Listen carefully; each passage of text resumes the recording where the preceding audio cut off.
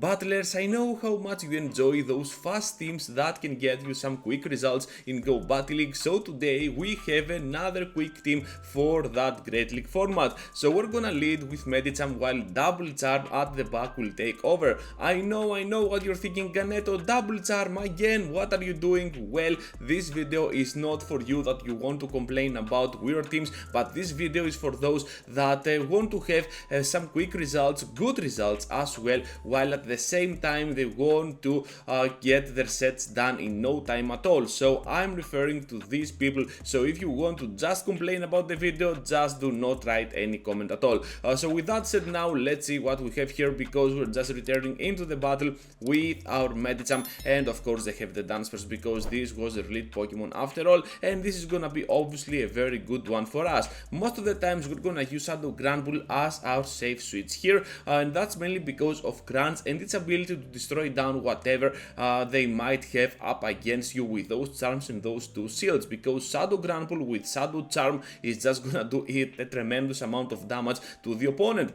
So Lantern here will almost take us out with that Surf, gonna fulfill the work with the remaining Sparks, but right after Ninetales can go in and of course they will back out. Into the next one now we're having a Ninetales up in front, so this is gonna be a Charmer that will most likely be problematic for our whole team, because this is a Shadow Alola Ninetales, and of course not only is gonna melt down my Medicham, but also has a chance to melt down one of my backline Pokemon. So over here Crunch is gonna do a lot of work on their shields and that Lantern, so we can definitely take advantage of that, since now they are gonna block. We are both even on shields, and Medicham can go in, start farming down all that crucial energy, and with that crucial energy perhaps we can get that final shield out of play, so that our final Charmer might actually land a big Dazzling Gleam on whatever remains at the back.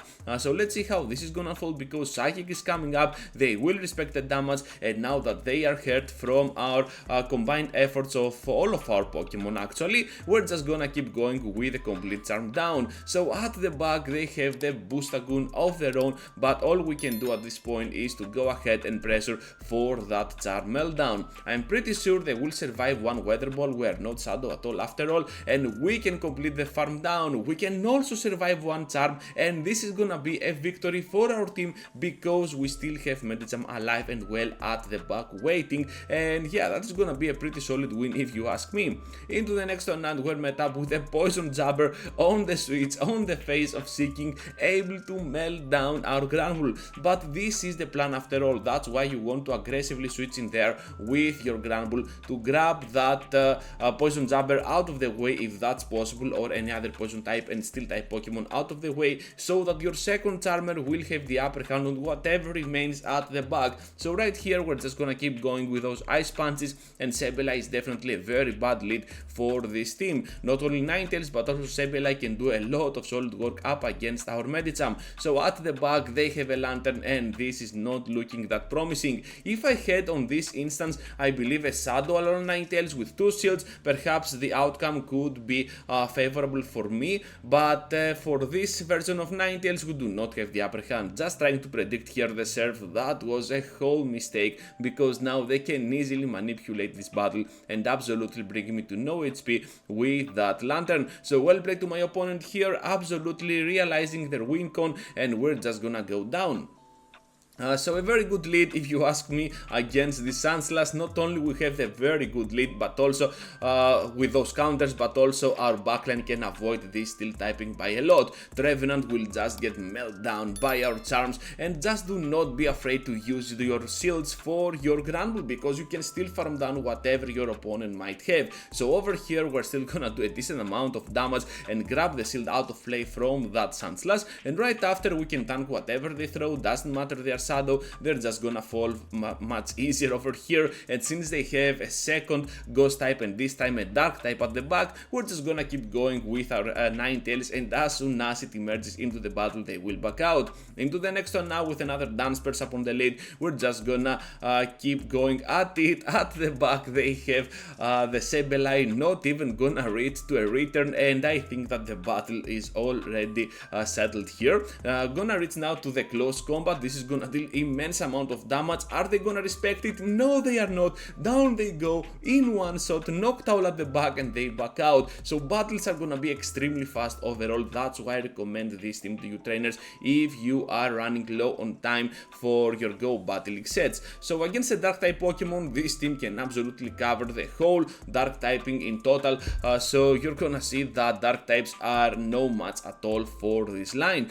So able to pressure even more here this Lantern, no biggie, and not in a hurry to switch out at this point. It all depends on what they have as their third Pokemon. So I want to have my Medicham for the end game just in case they have a counter to my charms over here. And as it seems they do, because it is gonna be a Stunfisk, and to be honest, I will just bring my Medicham right now into play, keeping those two shields alive for whatever remains at the back. I think it is gonna be just a Scraft at this point, so we have the upper hand for sure with our Shadow Granbull. Ice Punch will drop this Stunfisk super low, and even if they get here to that Earthquake, we are still fine. However, it is just a bait with a Rock Slide. Of course, now we can switch in there with our Granbull, and that is gonna be a majestic win for our team, since now Scrafty will just get meltdown with this, and yeah, Stunfisk will follow the same fate. Into the next one, and we're having the Stunfisk up on the lead. Very good lead for us, and also we have avoided this Steel type battle with our backline. They want to stay in as well, so perhaps whatever they have at the back might also be weak to my counters over here. So here comes now the Ice Punch, not expecting a shield or anything, so I will just go ahead and pressure for one more Ice Punch, because if we are not careful, they will pressure for another Earthquake pretty soon. So down goes the Fisk here. At the back they have the Dragonite and the Medicham of their own. So I'm telling you, these battles are super fast, and I got some really nice ELO in the process. I got a 4-1, 4-1, 3-2, so yeah, that was awesome for sure. So over here now, Trevenant on the switch. Once again, we will try to melt it down before they reach to their second move, which we can do pretty easily if you ask me. And now Noctowl is going in. Close combat to surprise them, and they are gonna expect it, so they will pop out a shield. Doesn't matter at all, we can still go in with our Medicham, because we know that our key element here to win this entire battle might be Alola Ninetales. So I'm just gonna try to pressure for that Ice Punch, and perhaps I need to block at this point the potential Sky Attack. They want to switch out to their Medicham, returning into the battle, and at this point Ninetales will have the upper hand for sure. Psychic will absolutely destroy down my Ninetales, but of course we can survive in the process with 1 HP, grab that final shield out of play, and now we have energy from our Medicham with this final Ice Punch to bring the Noctowl to no HP, almost no HP. They can still survive. That was scary, and that is gonna be a great game. So that is gonna be all for today, trainers. Thank you for watching and for staying till the end. If you enjoyed here my double charm video, give a huge thumbs up if you want to play some quick matches on your Go Battle League, and of course consider subscribing to my content here on YouTube if you want to see more of my stuff on your subscriptions. On your subscription, there's that. So over here I also have 2 videos for you to check out, so feel free to do so, and I will see you all into the next one.